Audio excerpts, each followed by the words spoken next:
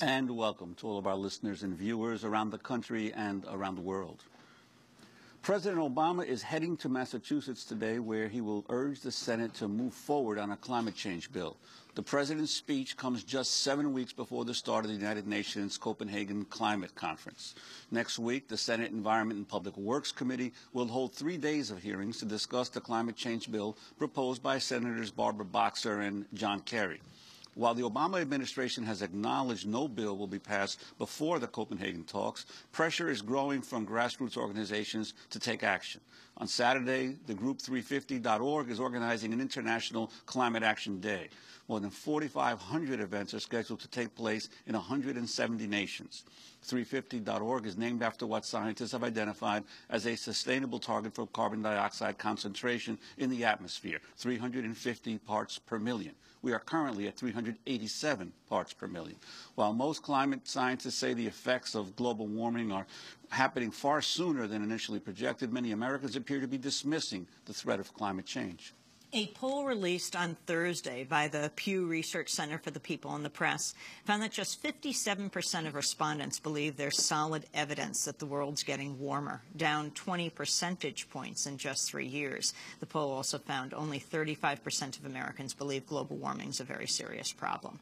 Well, today we're joined by two of the major thinkers, writers, activists tackling climate change. With us here in New York at our Firehouse studio is writer and environmentalist Bill McKibben, co-founder and director of 350.org. 20 years ago, he published The End of Nature, the first general audience book about global warming. Bill McKibben has described the talks in Copenhagen as, quote, the most important diplomatic gathering in the world's history.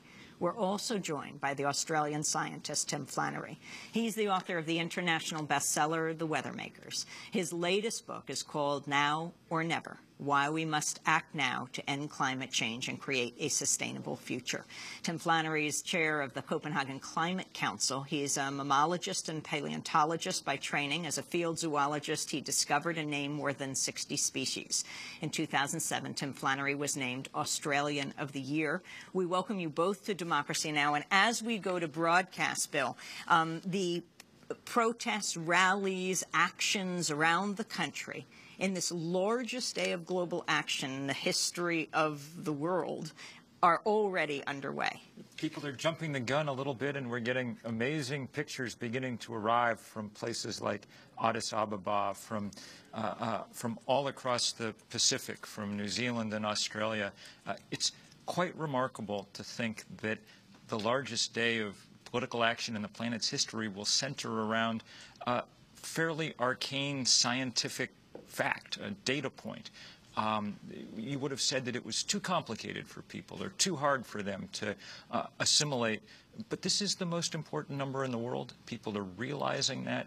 People are realizing that their future, in the starkest terms, depends on the world's leaders understanding that this debate is not so much between the U.S. and China and the EU. It's mostly between human beings on the one hand and physics and chemistry on the other.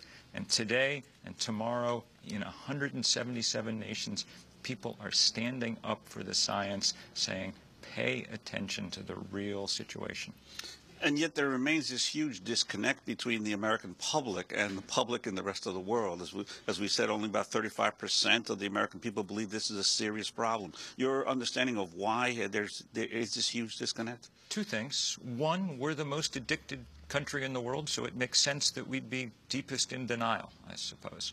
The second is we've never really had a popular movement about climate.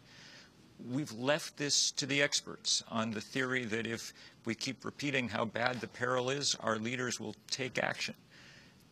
Now we're doing the work of building the kind of grassroots movement that changes hearts and minds, that moves people to understand what the problem is. And hopefully those images flooding in from around the world will really open people's hearts when they understand that people are protesting across Africa, across Asia, across Latin America, across places where people did nothing to cause this problem, but are willing to take a real role in helping to solve it. Tim Flannery, you've been traveling the United States.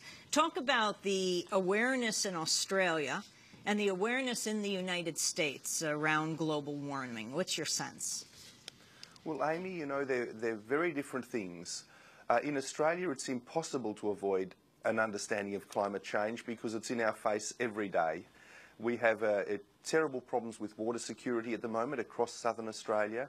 Our fifth largest city, Adelaide, may be out of drinking water next year. Our National Water Commissioner has said that he can't guarantee drinking water to that city as of the end of next year. We've had dust storms, we've had fires, we've had cyclones, we've had bleaching of the Great Barrier Reef.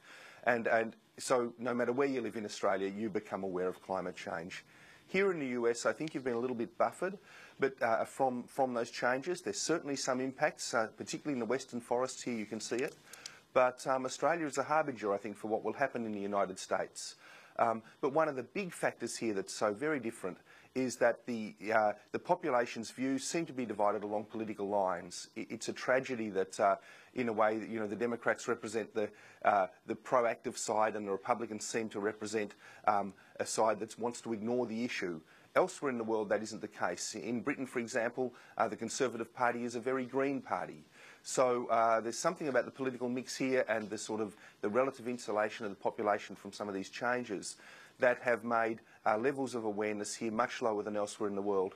And that is such a problem for us because unless the US can move forward with its cap and trade bill to deal with this issue, I'm afraid many other countries are going to take a less than adequate stance during these negotiations in December. Tim Flannery, you mentioned the problems that you've had there. You recently had the wildfires that took about 170 lives there. And here in the United States, obviously, wildfires, especially in the Southwest, have grown dramatically in recent years. But again, there's no connection that the public is making between these calamities and the overall change in the Earth's climate. That's very strange to me. And maybe it's just that in Australia the situation is so stark. You know, up until 12 years ago in southeastern Australia, we enjoyed a regular winter rainfall regime. And the rain still falls, incidentally. It just falls over the Southern Ocean, about 200 miles south of where it used to fall. And we can all see that. We all experience the impacts of it. And somehow or other, it's become widely understood in the Australian public that this is the result of a changing climate. You really have to live in our country a little while, I think, to understand just how profound these impacts have been. There's no getting away from them. It's not just one phenomena, it's a series of things that have changed. And everyone who takes an interest in this issue really does understand it. Tim, in your book, Now or Never, you take the reader on a guided tour of the environmental challenges we face and the potential solutions, big and small. Take us on that tour right now. Sure, I will. Look, you know, the thing is, as Bill said, 350 is the key figure. And that means the problem is a lot more pressing than we realised even 5 years ago. The science has moved forward. Our understanding of how CO2 impacts the Earth's climate system has grown. And so we know that there is that very tight deadline. We need to both reduce our emissions and we need to get some gas out of the air. Ideally, in terms of reducing emissions, we need to either close down or retrofit every conventional coal-fired power plant on the planet by 2030. Now, that is an enormous job. I mean, and retrofit it with carbon capture and storage. It's the only other option. That's a huge job, and I don't think we'll get that. So we're going to have to attack this issue from a series of different directions. We're going to have to increase our efficiency of transport use and move to electric cars as soon as we can. We're going to have to build as much new energy infrastructure as we can, wind, photovoltaics and so forth. And we're also going to have to use the power of the planet to draw some of the gas out of the air. And there we have a great ally, which is plants and forests. Plants draw out of Earth's atmosphere 8% of all atmospheric carbon dioxide every year. They represent the world's most wonderful carbon capture mechanism. And what we've got to do is build some capacity for storage among those plants. And that means protecting forests, improving agricultural practices, fighting desertification, which releases carbon from the soil, a series of things that will let us live more sustainably and represent win-wins. So they're just a few of the things we need to do as we move forward. We're going to break and then come back to this discussion. Our guests are Tim Flannery, voted Australian of the Year 2007, and Bill McKibben, co-founder and director of 350.org. 20 years ago it was that he published The End of Nature. 350.org has organized, well, more than 4,000 actions in more than 170 countries around the world. Stay with us.